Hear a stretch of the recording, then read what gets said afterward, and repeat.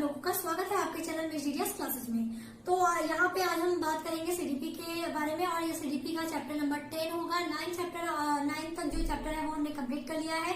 अगर आप पहली बार मेरे चैनल पे आए हैं तो आप बाकी प्रीवियस जो भी चैप्टर मैंने कवर करे हैं आप जाकर उसको देख सकते हैं। उन सबकी जो लिंक है उन वीडियोज की वो आपको इसी वीडियो के डिस्क्रिप्शन बॉक्स में मिल जाएगी, तो आप जाके जरूर चेक करें।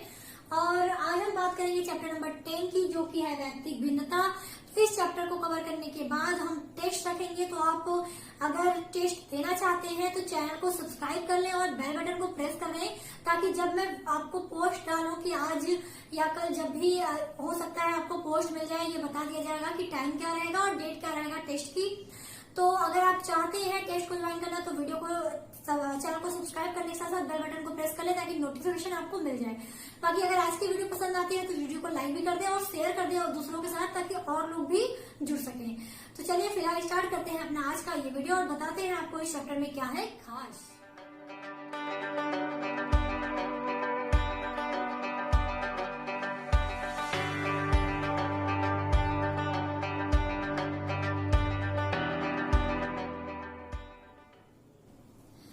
चलिए देख लेते हैं हमारा जो चैप्टर नंबर है वैयक्तिक विभिन्नता। वैयक्तिक विभिन्नता तो पहले आप बोर्ड पे कुछ भी नोट करने से पहले आप एक बात ध्यान से सुन लें कि जो चीजें बोर्ड पे लिखी है क्वेश्चन उसमें से नहीं आना है। ये है आपको सिर्फ समझाने के लिए।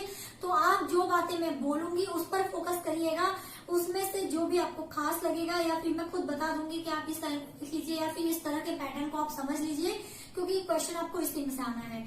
तो सब मेरी बातों को आप ध्यान से सुनिएगा पहले, उसके बाद जो भी आपको लगेगा उचित आप उसको नोट कर लीजिएगा, क्योंकि क्वेश्चन जो है वो ऐसे सीधे सीधे लाइन में नहीं पूछता है। क्वेश्चन वो किस तरह से पूछेगा ये भी मैं आपको बीच बीच में बताती रहूंगी। तो चलिए हम देख लेते हैं अपना आज का ये वीडियो। तो हम पहले जानते हैं कि आखिर ये वैयक्तिक विभिन्नता का मतलब क्या है। तो देखो, आपको ये पता होना चाहिए कि कोई भी दो पर्सन ले लो, कोई भी A B C D जो भी, ठीक है, A to Z कोई भी पर्सन आप ले लो, दो लोगों को, आप उन दोनों को मैच कराओ, तो क्या वो दोनों सिमिलर है? नहीं होते, बिल्कुल नहीं होते हैं। आप अगर हम चलो उनकी बात हटा देते हैं, हम किसी जुड़वा भाई बहन वाला कॉन्सेप्ट ले लेते हैं। अगर हम दो जुड़वा लोगों को भी देखें तो क्या दो जुड़वा लोग पूरी तरह एक समान होते हैं? नहीं होते हैं। हो सकता है उनका कद काठी सेम हो सकता है उनका फेस फीचर बिल्कुल एग्जैक्ट सेम हो, लेकिन फिर भी उसके अलावा हो सकता है उनकी सोचने की जो क्षमता है वो अलग हो सकती है, उनके लिए उनका बुद्धि अलग हो सकता है, उनके थॉट्स अलग हो सकते हैं, ठीक है, उनकी कैपेबिलिटी अलग हो सकती है कुछ चीज को करने की। तो कुछ न कुछ चीजें ऐसी होंगी जो उन दोनों के बीच क्या करती है, दोनों के बीच डिफरेंशिएट क्रिएट करती हैं। मीन्स उन दोनों के बीच में कहीं न कहीं विभिन्नता को दर्शाती है कि हाँ ये व्यक्ति अलग है और ये व्यक्ति अलग है। तो वैयक्तिक भिन्नता का मतलब इतना ही है कि कोई भी दो व्यक्ति या तो शारीरिक रूप से या तो मानसिक रूप से या तो संवेगात्मक, यानी जो उसकी संवेग है, उसका जो संवेग यानी उसके जो भी अंदर की फीलिंग्स है, जो भी उसके अंदर का भाव है, सोच है, वो सारी चीजें, ठीक है। तो शारीरिक रूप से भी अलग हो सकते हैं, मानसिक रूप से भी अलग होते हैं और संवेगात्मक रूप से भी अलग हो सकते हैं।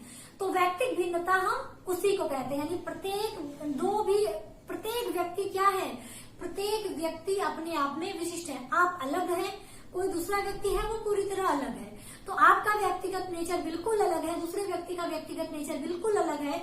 तो आप दोनों में क्या है, एक तरह की विभिन्नता है। तो इसी को हम कहते हैं वैयक्तिक विभिन्नता। समझ में आ गई बात? यानी कोई भी दो व्यक्ति कभी भी एक समान नहीं हो सकते। अगर फेस फीचर भी मिले, कद काठी भी मिले, उसके बावजूद उनकी सोच अलग होती है, उनकी योग्यता अलग होती है, उनकी क्षमता अलग होती है, उनकी बुद्धि अलग होती है, ठीक है। कुछ न कुछ चीजें उन लोगों के बीच हमेशा कहीं न कहीं विभिन्नता को दर्शाती है कि हाँ ये अलग व्यक्ति है और एक ये अलग व्यक्ति है। समझ में आई वैयक्तिक भिन्नता क्या है? चलो, तो हमने यहाँ पे लिखा है कि वैयक्तिक भिन्नता का अर्थ क्या है, दो व्यक्तियों के शारीरिक, मानसिक, संवेगात्मक स्वरूपों में विभिन्नता। इसी को क्या कहते हैं, वैयक्तिक विभिन्नता। समझ में आ गई बात? ठीक है। अब यहाँ पे मैंने लाइन लिखी है, प्रत्येक शिक्षार्थी स्वयं में विशिष्ट है। अब हम बात करते हैं आपके क्लास को लेकर, किसी भी क्लास को लेकर। आप लोग भी क्लास कर चुके होंगे कहीं ना कहीं अपने कॉलेज में, स्कूलों में, ठीक है। तो आपने वहां देखा होगा कि आप अगर बात करें क्लास की, तो क्लास में हर बच्चा अलग अलग है। सबकी बौद्धिक क्षमता हो सकती है अलग है, कि कोई मंद बुद्धि का हो सकता है, कोई तीव्र बुद्धि का हो सकता है, ठीक है। अलग अलग तरह के लोग हो सकते हैं, किसी का कद काठी अलग है, किसी का नेचर अलग है, किसी की जो है वो थॉट्स अलग है। हमेशा व्यक्तिगत भिन्नता आपको क्लास में देखने को मिलेंगी। अब हम बात करें अगर टीचर की, तो टीचर का यहाँ क्या काम है। हम तो ये चलो जान लिए कि क्या है, प्रत्येक बालक अपने आप में विशिष्ट है, यानी हर बालक की एक अलग पहचान है। हर बालक की क्या है, एक अलग आइडेंटिटी है, चाहे वो शारीरिक तौर पे हो, चाहे वो मानसिक तौर पे हो, चाहे वो संवेगात्मक तौर पे हो। यानी हर बालक क्या है, एक तरह अलग तरह से कहीं ना कहीं विशिष्ट है, यानी अलग है एक दूसरे से।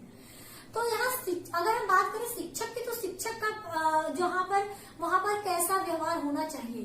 तो शिक्षक को क्या करना चाहिए, देखिए ये मैं इसलिए बता रही हूँ क्योंकि क्वेश्चन जो है वो आपको इसी तरह से देखने को मिलेंगे। आपको डायरेक्ट एक लाइन लिख के नहीं बोलेगा कि आप इसका आंसर दीजिए, आपको क्वेश्चन कुछ इसी तरह से देखने को मिलेंगे। तो इसलिए इन सब बातों को ध्यान से सुनिएगा। तो हम बात करते हैं शिक्षक का क्या होना चाहिए। तो शिक्षक का काम ये होना चाहिए कि वो व्यक्तिगत भिन्नता को अच्छे से समझे। वो ये समझे कि हर बालक क्या है, हर बालक अपने आप में विशिष्ट है, हर बालक की बौद्धिक क्षमता अलग है, हर बालक कहीं न कहीं एक अलग विभिन्नता दर्शाता है, एक दूसरे से कहीं न कहीं वो अलग है, भिन्न है। तो शिक्षक को हमेशा व्यक्तिगत भिन्नता को ध्यान में रखकर ही क्लास को अटेंड करना चाहिए, क्लास को लेना चाहिए। शिक्षक की बात करें कि शिक्षक अगर पढ़ाता है तो क्लास में दो तरह के बच्चे होते हैं। एक बच्चा जो है वो तीव्र बुद्धि का है और एक बच्चा जो है वो मंद बुद्धि का है। तो शिक्षक का काम क्या हो जाना चाहिए, अगर वो कुछ बता दिया तो क्या केवल तीव्र जो बुद्धि वाला बच्चा है उसको समझ में आ गया तो वो छोड़ देगा पढ़ाना, यानी वो उस टॉपिक को समझाना छोड़ देगा। क्या टीचर यानी शिक्षक को ऐसा करना चाहिए? बिल्कुल नहीं करना चाहिए। उसका काम होना चाहिए कि हर तरह का बच्चा अगर क्लास में है तो उसे हर तरह से अवसर दिया जाए, उस चीज को समझाया जाए कि बच्चा उस टॉपिक को समझ जाए। हो सकता है उसको थोड़ा टाइम जरूर लगेगा, लेकिन शिक्षक का काम होना चाहिए कि उसे वो मौका दे ताकि हर बच्चा सीख सके चीजों को अच्छे से, ठीक है। तो ये शिक्षक का काम होना चाहिए। अब यहाँ पे हमने एक अगला टॉपिक लिखा है कि सभी बालकों की अभिरुचि, योग्यता, अभिवृत्ति एक समान नहीं होती। वही बात कि अगर हम दो बच्चों की बात करें तो हमारा कहना यह है कि हर बच्चा अलग अलग है, हर बच्चा अपने आप में विशिष्ट है, यानी उसमें क्या क्या अंदर हो सकता है, उसकी योग्यता अलग हो उस बच्चे की, उसकी जो रुचि है वो अलग हो, ठीक है। तो उसकी रुचि अलग हो सकती है, उसकी योग्यता अलग हो सकती है, उसकी अभिवृत्ति अलग हो सकती है। यानी कभी भी दो बच्चों की योग्यताएं, रुचियां जो है वो कभी भी एक समान नहीं होती है। इसमें इन्होंने केवल यही समझाया है, ठीक है। एक टॉपिक हमने लिखा है कि व्यक्तिगत शिक्षार्थी एक दूसरे से विकास की दर में भिन्न होते हैं। सबको पता है कि अगर दो बालक की बात हम लेके चले, केवल दो लोगों के भी फिलहाल, तो उसमें ये कहा गया है कि हर बालक का कहीं न कहीं जो है वो भिन्नता, हर बालक की अपनी अलग अलग है। तो उसमें विकास की दर भी कैसी होगी। कुछ बच्चा चीजों को बहुत जल्दी कैप्चर कर लेता है तो उसकी विकास की दर हो सकता है बहुत तेज है। कुछ बच्चा चीजों को बहुत धीरे धीरे कैप्चर कर रहा है तो उसकी विकास दर थोड़ी धीमी होगी। तो इनका यही कहना है कि व्यक्तिगत शिक्षार्थी हर जो प्रत्येक शिक्षार्थी जो है कहीं न कहीं वो एक दूसरे से विकास की दर में कैसे होते हैं, भिन्न होते हैं एक दूसरे से, ठीक है। अब बात करते हैं कारण की, व्यक्तिगत भिन्नता के क्या क्या कारण हो सकते हैं। इसको ज्यादा डिटेल में नहीं पढ़ते हैं, आप जान लीजिए। देखिए वंशानुक्रम, यानी हमारे परिवार का, हमारे जेनेटिक जो भी हमारा हेरिडिटी है, यानी अनुवंशिकता जो है उसका प्रभाव पड़ता है बच्चों पर। तो इस वजह से भी बच्चे अलग अलग भिन्नता के हो सकते हैं, व्यक्तिगत भिन्नता हर बच्चे की अलग अलग हो सकती है। इसके अलावा वातावरण या परिवेश, यानी उसका सामाजिक वातावरण कैसा है। जिस तरह का वातावरण मिलेगा बच्चा उस तरह से ही बड़ा होगा, उस तरह से ही विकास करेगा। तो अलग अलग बच्चों में हो सकता है समाज अलग अलग तरह से होने के कारण, परिवेश अलग अलग तरह से होने के कारण उनका जो नेचर है वो भी एक दूसरे से अलग है, उनका जो व्यक्तिगत नेचर है वो एक दूसरे से भिन्न है। इसलिए इसके कारण भी व्यक्तिगत भिन्नता देखने को मिलती है। तीसरा है लैंगिक विभिन्नता। सबको पता है लड़के लड़कियों का, उन दोनों का शारीरिक लक्षण अलग है, शारीरिक विकास अलग है, तो ये भी व्यक्तिगत भिन्नता का एक कारण है। परिपक्वता, कुछ लोग बहुत जल्दी परिपक्व हो जाते हैं, चीजों को बहुत जल्दी समझने लगते हैं, कुछ लोगों को थोड़ा वक्त लगता है, तो ये भी व्यक्तिगत भिन्नता का एक कारण हो सकता है। अगला है हमारा आयु तथा वृद्धि। आयु और वृद्धि का भी बच्चों के ऊपर प्रभाव पड़ता है, लोगों के ऊपर प्रभाव पड़ता है। व्यक्तिगत भिन्नता आयु और वृद्धि के अनुसार भी कहीं न कहीं प्रभावित होती है। अब है अगला आर्थिक स्थिति एवं शिक्षा। तो आर्थिक स्थिति कैसी है, बच्चे की उसकी शिक्षा कैसी है, इसका प्रभाव भी उसके व्यक्तिगत नेचर पे पड़ेगा। इस वजह से भी व्यक्तिगत भिन्नता बच्चों में देखने को मिलती है। एक है जाति प्रथा और राष्ट्र का प्रभाव। तो जाति प्रथा का भी प्रभाव बच्चों के ऊपर पड़ता है और एक राष्ट्र का भी प्रभाव। आपको पता है कि इंडियन कल्चर अलग है, वेस्टर्न कल्चर अलग है। तो ये क्या दिखाता है, तो अगर हम एक वेस्टर्न बच्चे की बात कर ले, एक इंडियन बच्चे की बात कर ले, तो दोनों का ही अलग अलग संस्कृति, अलग अलग कल्चर है। तो ये भी कहीं न कहीं उनके व्यक्तिगत भिन्नता को दर्शाता है। तो जाति प्रथा में भी सेम वही है, जाति प्रथा चाहे राष्ट्र सब क्या है, ये हमारे इनका भी प्रभाव व्यक्तिगत भिन्नता पर पड़ता है। तो ये हमारा था कि कौन कौन से कारण है व्यक्तिगत भिन्नता के। इसमें बहुत ज्यादा डिटेल में बताइए, बस जानिए क्या किन किन का जो है किन किन की वजह से हमको व्यक्तिगत भिन्नता देखने को मिल सकती है। व्यक्तिगत भिन्नता में आपको भाषा की भिन्नता देख सकती है। अलग अलग भाषा के लोग भी बोलते हैं, अलग बच्चे हैं वो अलग जगह से हैं तो अलग भाषा बोल रहे हैं, तो भाषा का भी प्रभाव पड़ता है, उसके कल्चर का भी प्रभाव पड़ता है। बहुत सारी चीजें हैं, ठीक है। व्यक्तिगत भिन्नता के अंदर बहुत सारी चीजें आती हैं। यहाँ पे हमने लिखा है व्यक्तिगत भिन्नता जानने की विधि। किस तरह से बच्चों को हम व्यक्तिगत भिन्नता को कैसे जानेंगे, तो उसको जानने की कुछ विधियां यहाँ लिखी गई है। परीक्षण विधि, व्यक्तित्व विधि, उपलब्धि विधि, बुद्धि परीक्षण, सामूहिक अभिलेख विधि और व्यक्तिगत इतिहास विधि।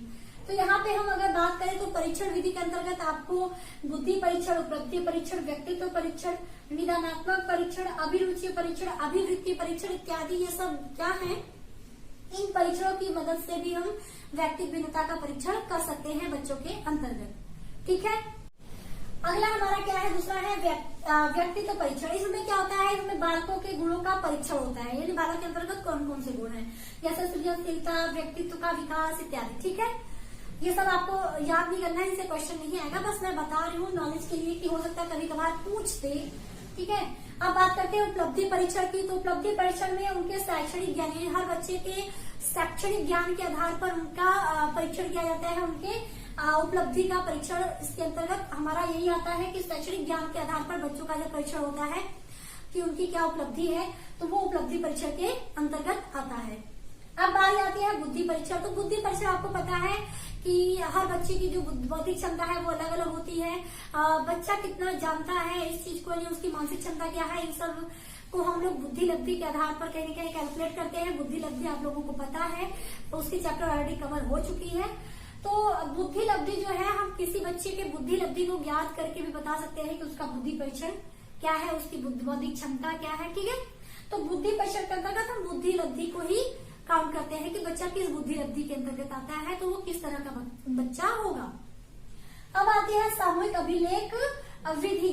तो इसमें क्या है कि छात्रों से संबंधित जो भी छात्र हैं उनसे संबंधित उनकी जो भी क्रियाएं हैं, ठीक है, चाहे उनसे संबंधित जो भी उनकी चीजें हैं उसको हम क्या करते हैं, एक संगठित करते हैं, एकत्रित करते हैं। चाहे उनकी योग्यता हो, चाहे उनकी रुचि हो, ठीक है, उनका इंटरेस्ट जो भी है, जो भी चीजें हैं, बच्चों से रिलेटेड जो भी है कि वो स्कूल में या विद्यालय में किस तरह से रह रहा है, उसका जो है अनुशासन कैसा है, उसका वो उसकी रुचि किन किन चीजों में है, उसकी योग्यता क्या क्या है, उसके शौक क्या क्या है। ठीक है, वो सारी चीजें हम इसके अंतर्गत कहीं न कहीं इकट्ठा करते हैं, फिर उसके आधार पे हम उसका परीक्षण करते हैं, उसकी व्यक्तिगत भिन्नता का। तो एक तो ये हो गया सामूहिक अभिलेख विधि, जिसमें छात्रों से संबंधित क्रमबद्ध रूप से सूचनाएं एकत्रित की जाती है, उसके आधार पर ही उनका परीक्षण किया जाता है। अब बारी आती है लास्ट हमारा व्यक्तिगत इतिहास परीक्षण। तो इसमें क्या है, इतिहास में हम किसी भी बच्चे का इतिहास कहाँ से जान पाएंगे, या तो उसके परिवार से, उसके दोस्तों से, उसके रिश्तेदारों से, ठीक है, उसके आस पड़ोस से। तो इसमें क्या है कि किसी भी बच्चे के जो है, बच्चे के परिवार, चाहे उनके मित्रगण, चाहे उनके आस पड़ोस यानी उसके पड़ोसी, चाहे उसके रिश्तेदार, इन सबसे हम क्या करते हैं, उस बच्चे के बारे में जानकारी इकट्ठा करते हैं, फिर हम उसके आधार पर उस बच्चे का परीक्षण करते हैं कि उसकी व्यक्तिगत विभिन्नता का हम पता लगाते हैं कि ये इस बच्चे के अंदर क्या विशिष्ट है, वो आम बच्चों से किस तरह से अलग है। ठीक है, ये सारी चीजें हम इस चैप्टर में कवर करते हैं। तो ये हमारा कंप्लीट था, इससे ज्यादा क्वेश्चन नहीं, इससे क्वेश्चन तो पूछा नहीं है, इसलिए बता दिया कि आपको पता होना चाहिए कि अगर पूछ दिया कभी कि व्यक्तिगत भिन्नता को जानने के लिए कौन कौन से परीक्षण है, तो ये सारे जो परीक्षण है वो व्यक्तिगत भिन्नता को जानने के लिए यूज किए जाते हैं। मेनली जो क्वेश्चन पूछा जाता है वो इस साइड से पूछा जाता है। जैसे मैंने बताया कि आपको पूछ सकता है कक्षा में शिक्षक को व्यक्तिगत भिन्नता के लिए किस तरह का माहौल रखना चाहिए। तो शिक्षक को हमेशा क्या करना चाहिए, हमेशा व्यक्तिगत भिन्नता को ध्यान में रख के ही हर बच्चे को समान अवसर देना चाहिए सीखने का। ये सारी चीजें जो है वो जो मैंने अभी समझाई आपको, उस बात को आप ध्यान में रखिएगा। इस चैप्टर के क्वेश्चन आप आराम से कर लेंगे, बहुत इजी चैप्टर है। उम्मीद करती हूँ कि आपको समझ में आ गया होगा। अगर आपको समझ में आया तो वीडियो को लाइक कर दीजिएगा, शेयर कर दीजिएगा, चैनल को सब्सक्राइब भी कर दीजिएगा। तो तैयार रहिएगा इसके चैप्टर नंबर 6 से लेकर चैप्टर नंबर 10 तक के टेस्ट के लिए। तो अभी फिलहाल के लिए इतना ही। Thank you so much video को देखने के लिए। मिलती हूँ आपके साथ नेक्स्ट वीडियो में, तब तक के लिए आप लोग अपना ख्याल रखिए। टेक केयर, बाय बाय, जय हिंद।